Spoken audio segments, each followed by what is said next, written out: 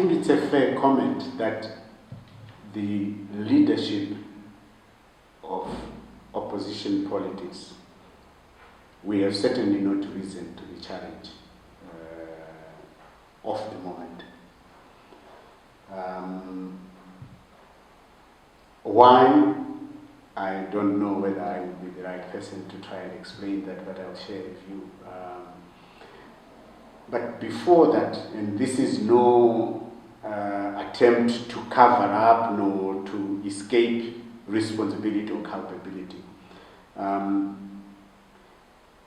The way information and communication is managed, public information particularly, is managed in our nation, in the mainstream organizations, is to portray a particular view, a particular perspective, which may suggest that nothing or not much is happening when something is happening. Let me use the example of the signing of the coalition agreement. I followed the way our mainstream media treated this event. There was a Herald reporter in that place.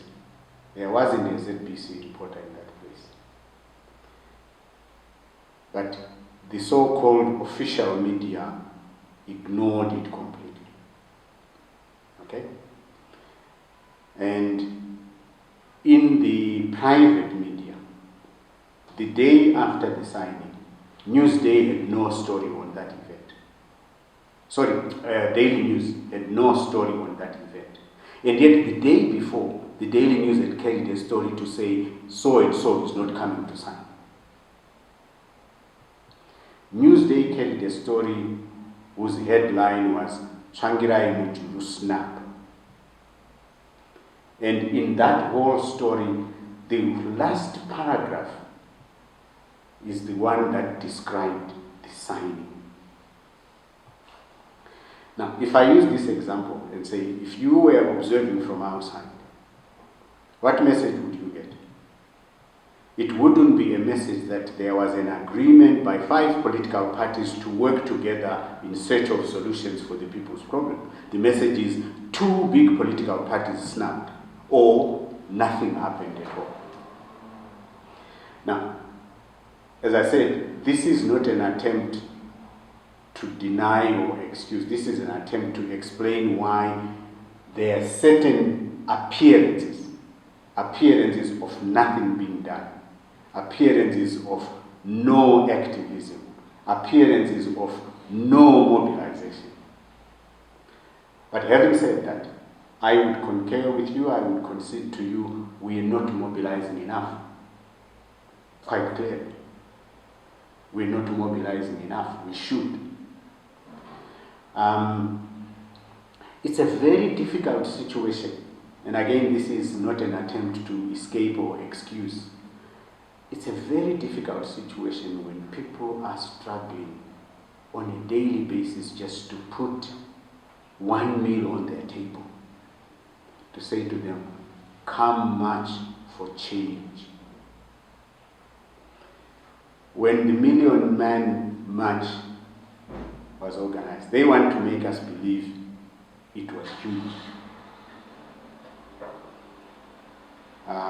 The numbers have ranged between 50,000 and 70,000. That's what I've heard. Now, that's nowhere near was the young man Chibanda was looking for. So even for them, with the coercive resources that they have, they couldn't mobilize 100,000. I heard a number of people being interviewed about this, and all of them were saying we were forced. Whether it was true or not, I listened to one young man who said he is a vendor in Chitumizo. And he is a Zanu-PF member. Their chairman came to their market stalls the day before and said, tomorrow, Movara Misika Muende Kumachi. And he said, we said, but chairman, it means my family won't eat tomorrow, because if I don't trade, I don't have food on my table. And the chairman said, "Munozo one." So it's very difficult environments to mobilize people. Earlier on we talked about the fear. And people are living in fear. You refer to the people who are in Africa Unity Square for 16 days. I think you're aware as much as I am. 5 of them were nicked yesterday. I don't know if they are out of the police cells now. They didn't commit any crime. So all this build up to an environment which suppresses the people's propensity to come and show their true feelings. And this also touches on us who are in the leadership, because we are among the people. So, whilst I concede that we need mobilization and we must mobilize some more, part of the effort of the coalition and the working together is to put our hands together so that we can mobilize more. When Morgan mobilized in Harare, Bulawayo, now they're going to Mutare. If it was he plus so and so and so and so of us, there would have been a stronger show than there was. And I think this is the hope, the expectation, at least the ambition that those of us who are in code are nursing and nurturing, that with time we will begin to work more and more together, and we can respond to the demands of the time more effectively, more timeless. You know, there are various sentiments, feelings, views, even positions. The most dominant one is one of sadness. That the people of this country don't deserve what they're getting. That the people of this country are worth a lot better. They deserve a happier life. They deserve a more peaceful life.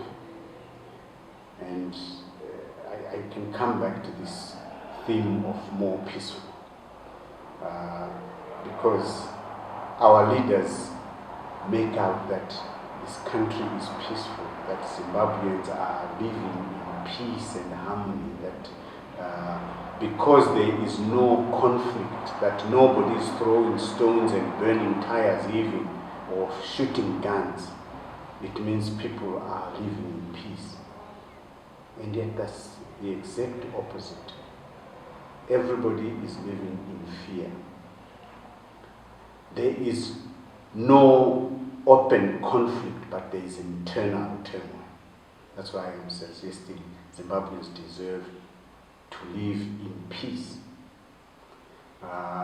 There's an old cliche which says, peace is not the absence of war. That's exactly where we are. There is no war, no open war in our country, but people are not in peace. So that's one dominant sentiment I feel. I live with literally every day, that our people deserve to live in peace, or to live out of fear. On the material side, quite clearly, people don't deserve the hardships they're enduring now. One of the ladies who works with us went to Parilinyatwa Outpatients Hospital this morning, and while she was in the queue, a baby died in its mother's hands. Because there was such a long queue, they did not manage to get to the attention point, to the point where they could be attended to by the hospital staff. That shouldn't happen. But this is commonplace in our country now. Coming back to the theme of peace, people have lived in fear. For those of us who born and grew up in Rhodesia, We were in fear then of Mbrakwacha, Mujoni, Musoja. We had a short reprieve, maybe not more than 2 years, after independence. Then we went back into fear. Because if you were in Ntumbani or if you were in Chitungisa, if on the morrow of independence, conflict already broke out on the basis of which political party do you belong to, who do you support or who do you not support. So that's the cocktail of feelings or sentiments you asked me to share. They're all sentiments that say we should be happier. We should be more content with our lives. We should be in greater harmony within ourselves and with each other, in our village, in our township, in our mine village compound, and in the whole country. But we are not.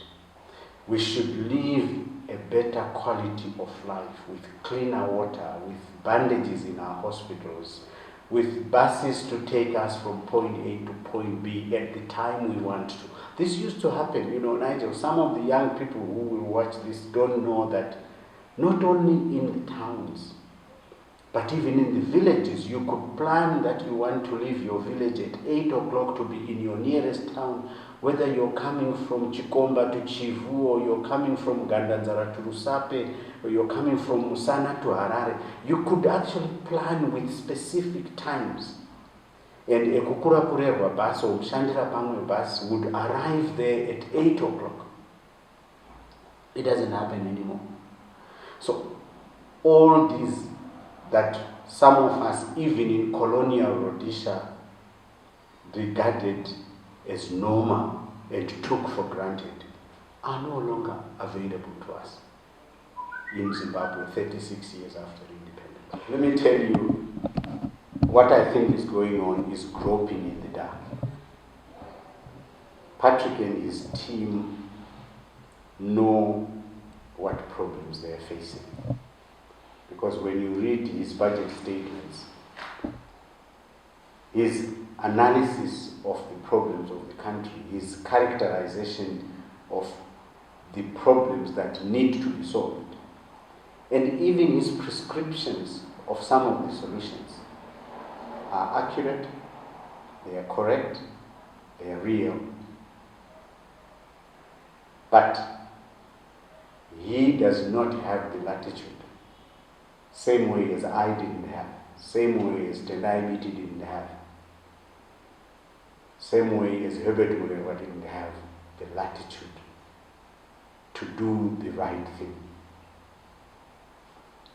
So he is like a doctor who diagnoses the right disease but has no capacity or resource or spirit or will to apply the right medicine.